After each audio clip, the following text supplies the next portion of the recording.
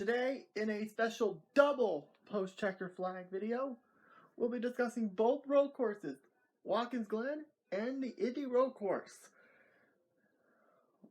Was this back-to-back road course weekend successful, and did the Indy road course live up to expectations? Let's find out on this edition of Post-Checker Flag. Hey everybody, Mike from LA1 here. Welcome back to the channel. Welcome to this week's edition of Post-Checker Flag. Unfortunately, guys, this is being filmed so late. I do apologize for being late. So this is the first double post-checker flag video for 2020 in this series. Unfortunately, one of the new things is, as we're getting so close to the playoffs, we will not be going over the points. But there is going to be several videos I'm going to discuss here on post-checker flag. The next one, I'll be discussing the top 10 of the trucks. So their race is actually today, because this is past midnight, so I'll try and get this out as soon as I can. Get this out as soon as I can. As well as some NASCAR video game news in the world of racing. We'll be getting more into that as well. And we'll be talking more about NASCAR silly season. That video will be coming out today as well. Well, we got a lot of racing to discuss, so let's talk about Walkens Glen, and let's see who finished where at the Glen. Starting off with the truck regular season finale at Walkens Glen. Alright, ladies and gentlemen, here are the top 10 for the United Rentals 176 at the Glen. In 10th place, we have Carson Hovachar. In 9th place, we have Sam Mayer. Can't find that 32 truck, excuse me. Oh, there we go. Sam Mayer. In 8th place, Paul Menard. In 7th place, Tyler Ankrum. And in 6th place, Zane Smith. In 5th place, we have Parker Klingerman in the 75, which is not in the game. In 4th place,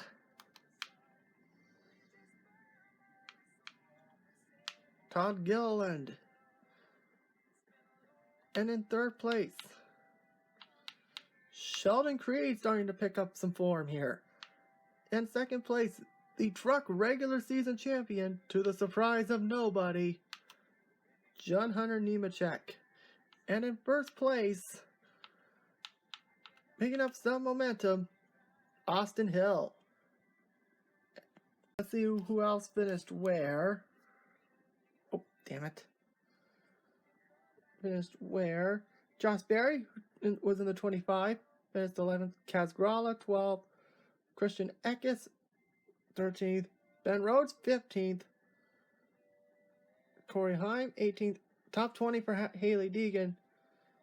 Derek Krause, 21st. AJ Allmendinger, 27th. We'll talk more about him later. Lawless Allen, 34th. Grant Enfinger, 38th, with transmission issues along with Will Rogers, and Chandler Smith was just terrible, and Norm Benning was being too slow. Alright, onwards to the Xfinity race. Alright, here we go. We got the Buttermilk Whiskey 200 at the Glen. Here we go. In 10th place, we actually have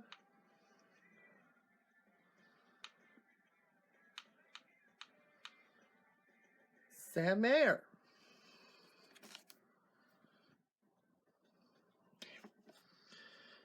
In 9th place, Justin Haley. In 8th place,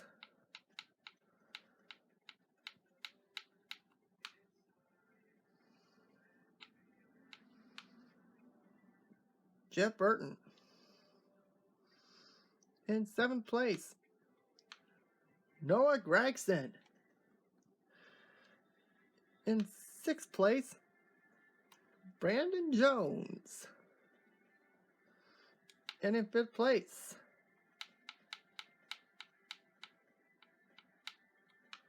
Harrison Burton. In 4th place, Justin Allgaier. And in 3rd place, Austin Cindric. In 2nd place, AJ Allmendinger. And in 1st place, Ty Gibbs. Where everyone else finished, Michael Annett returned in 11th. And spoiler alert, I should mention, Michael Annett did not race at Indy, nor did he's not going to race in Michigan. So honestly, I hate to say this, but I think his racing future may very well be fucked. Brandon Brown 12th, Riley Herbst 13th, Maya Snyder 15th, Jeremy Clements 16th.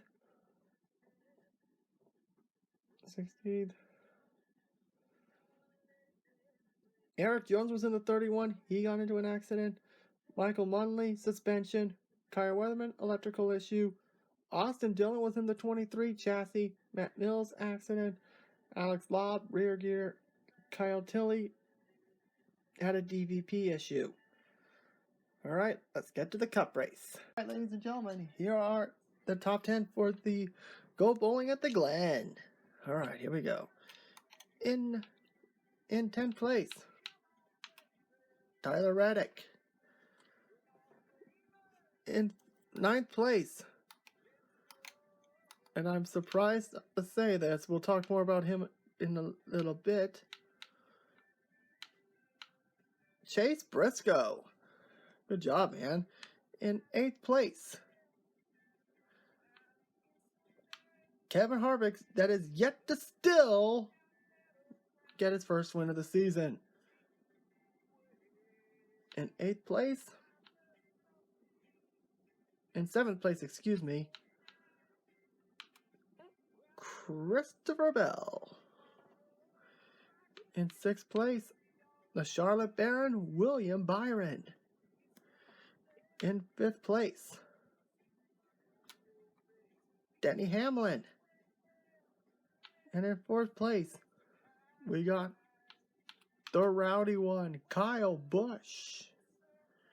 In 3rd place, we have the Tasmanian Devil, Martin Truex Jr. And in 2nd place, it is your defending Cup Series champion, Chase Elliott, which means by default, the winner is Kyle Larson. Jeez, unbelievable. Talk about redemption from a guy who got canceled and a man who, never mind. That's probably going to be for a future video. Alright, so let's see where everyone else finished. Matt DiBenedetto, 11th. Chastain, 12th. Kurt Busch, 13th. Almirola, 16th. Alex Bowman, 20th. Ugh. Bubba Wallace finishing 23rd. Then again, I always remember he doesn't do that well at the Glen. Even I remember him in the trucks. Daniel Suarez, 31st. So yeah, the Trackhouse is continuing its fall from continuing its free fall back to earth. The only car that had Brad Keselowski, 35th.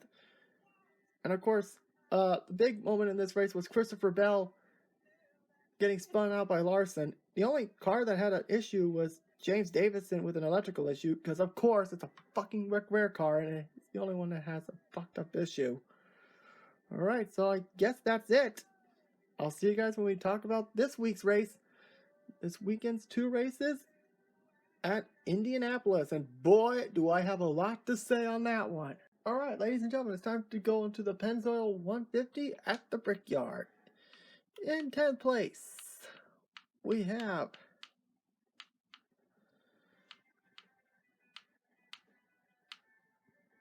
Andy Lally.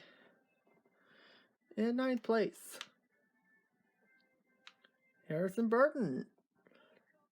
In 8th place,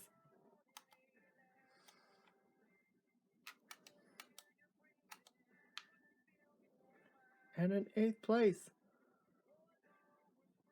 Riley Herbst, good job, man.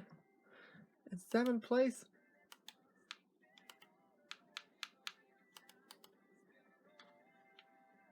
Myatt Snyder. In 6th place, Austin Dillon. In 5th place, good bounce back, Noah Gregson. In 4th place, filling in for Michael Annette, Chase Elliott. In 3rd place, Justin Haley.